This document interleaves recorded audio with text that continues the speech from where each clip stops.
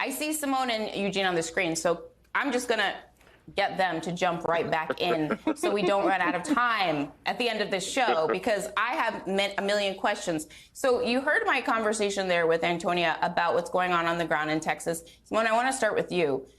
How do Democrats and President Biden lay out a message about engaging in the democratic process with these bills looming in the background, which, you know, a lot of voters, as you heard Antonia say, internalize that this might mean that it's harder for me to vote because there's a new law? I mean, how do Democrats message around that and engage their voters and make sure they show up?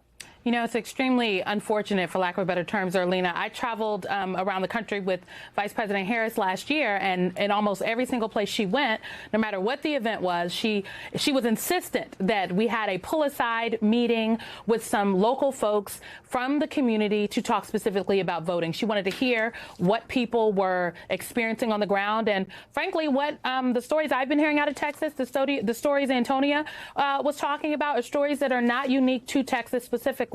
When I spoke to folks from the Texas Democratic Party yesterday and this morning, this idea of mass confusion was very real. I asked them, I said, well, do you think you're getting the support you need from the Democratic Party?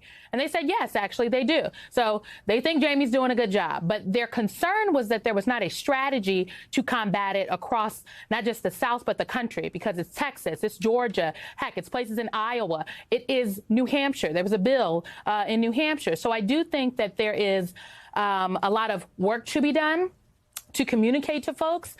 The Texas Democratic Party has told me that they've gotten a lot of resources and they're spending it on combating mass confusion, not bringing in new voters and expanding the electorate. I mean, one of the things that is fascinating to watch is how Republicans make hay out of certain issues and utilize that to energize their base of voters, or at least that's their reasoning that they're articulating as to why they're doing certain things.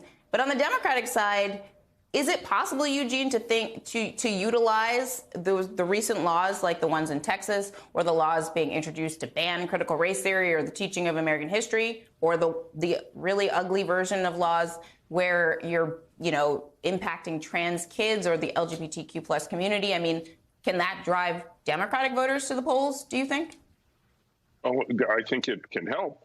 Absolutely. I mean, people do come out to vote for a variety of reasons, and one of them certainly is because bad stuff is going on that they don't like and they want it corrected, and that certainly can be a factor in driving Democratic turnout. A more positive vision of what the administration has done and will do is, especially if it can get a slightly bigger majority in the Senate, is also a factor that can drive turnout. And that's really, I mean, the Democratic National Committee has a lot of tasks to do, and it has to do them all, and has to do them all well. Yes, Simone is right. It needs a 50-state strategy just to make sure people know how to vote, because there is just plain confusion a lot of places. It also, you know, in a midterm election, enthusiasm and turnout make all the difference. And Democrats, frankly, you know, traditionally are not as motivated in midterms often as Republicans are, and that has to turn around if Democrats are going to have success. However, turnout in general is always so low in midterms that if you really can motivate your voters, anything is possible. So, it's a big task, but there's possibilities there just because there's so much slack in that rope that if you can really motivate your people, you can pull off some wins that Republicans are not expecting. Zerlina, can I make one other quick point? Because Go ahead. as Eugene and I are talking, we're talking about the need to organize and whatnot, but there's something that the activists often say that I agree with. Sometimes I don't agree with my activist friends, but we're on the same page today. You cannot out-organize voter suppression. There has to be a legal strategy to this, and legal strategy costs money. And the reality is that Democrats have made some gains in the last couple of years fighting these bad bills, but it takes money and it takes time. So if someone passes a bad bill like the Texas bill that infringes on people's right to vote, sure, court fighting, they can fight it in the courts, but it's going to take a long time if the judges are going to grant an injunction and then people are locked out of the process.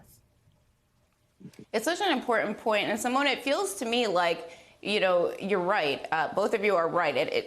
Voter education needs to be a big piece of this. On the flip side, though, Simone, you have the Republicans. What is the Republican message? I'm lost.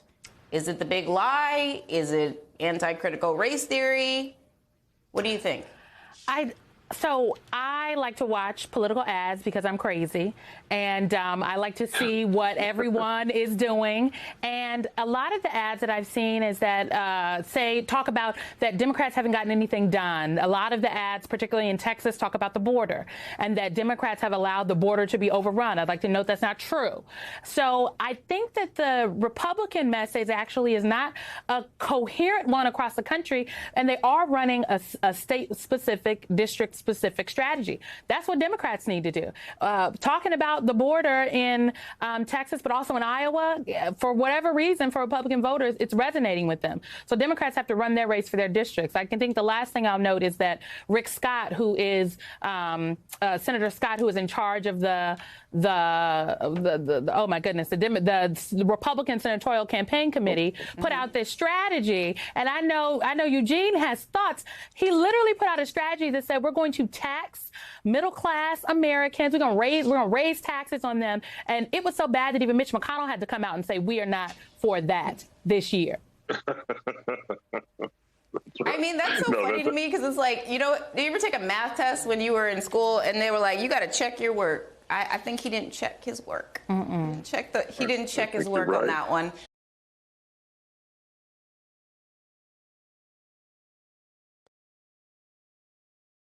Hi, I'm Zerlina Maxwell. Thanks for checking out our channel on YouTube. You can see more from Zerlina by clicking any of the videos on this screen, and make sure you subscribe below to stay up to date on the day's biggest stories. Thanks for watching.